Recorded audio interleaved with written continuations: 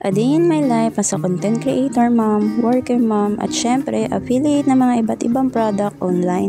Hello everyone! Another day, another mini vlog. Hindi ko na nga pahahabain pa itong mga intro ko. Aba syempre mag-start na nga tayo magbukas ng mga parcel. Dahil nga sobrang busy ko nito lately, ito natambakan na nga ulit ako ng mga bubuksan ng mga parcel. Hindi naman totally lahat sa akin to dahil nga yung ibang order ay kay Mal. Nag-start na nga ako ditong buksan tong tissue na in-order niya. Akala ko nga katulad to nung dati pero hindi pala. Mas maganda nga tong order niya ngayon dahil nga medyo makapal. Hindi nga katulad nung last na in-order niya, madali nga lang din yung mapunit. Ito nga ay medyo makapal tapos hindi nga rin kaagad-agad na pupunit. Anyways, dito naman tayo sa next na bubuksan ko. Bali, order pa nga rin to ni Mal at umorder nga siya nitong big wooden stand mirror. Napa-order na nga nito si Mal dahil nga yung ginagamit namin sa bahay na ganito ring mirror ay medyo nag-loose na nga rin yung pinaka-screw niya. Kaya naman hindi na siya nakakapit dun sa pinaka-stand ng mirror. Matagal na rin kasi namin binili yon tapos siguro sa kakahawak ng mga bata ay nag-loose na nga rin yung pinakahawakan niya or pinaka-stand ng mirror namin. Ang kinagandahan nga dito, ang lakas nga niyang maka-aesthetic dahil nga naka-wood na nga rin siya tapos saktong-sakto sa mga team kahoy dyan. Magagawa na nga lang ako ng separate video para nga mas makita nyo kung gaano nga kaganda itong big wooden stand mirror na to. Fast forward, ito na nga yung pinaka-last na parcel na bubuksan ko na mga in-order ni Mal. Ito ang last na in-order niya ay chest bag or belt bag. Bali, in-orderan ko na nga siya nito dati kaso nasira nga yung bag na yon kaya naman ito umorder nga siya ulit dahil wala na nga siyang magagamit. Ang kinagandahan nga dito ay unisex na nga rin siya. Pwede sa babae at pwede nga rin sa lalaki. Kahit nga medyo maliit nga tignan, tong belt bag na to ay kasyang-kasya nga dito yung automatic na payong. Kasya nga rin yung cellphone, wallet, suklay or kaya mga pang makeup mo. May dalawang zipper na nga rin siya tapos marami nga rin tong available na mga color. Bali, dalawa na nga yung in-order dyan ni Mal, isang beige at saka itong color green. Na-adjust na nga rin siya dahil pwede mo nga siyang paliitan or pwede mo nga rin siyang pahabain. Hindi ka na nga rin mahihirapan sa pagbukas or pagkuha nitong zipper dahil nga meron nga siyang palawit na parang tali para nga mas madali mo mabuksan yung belt bag mo or chest bag.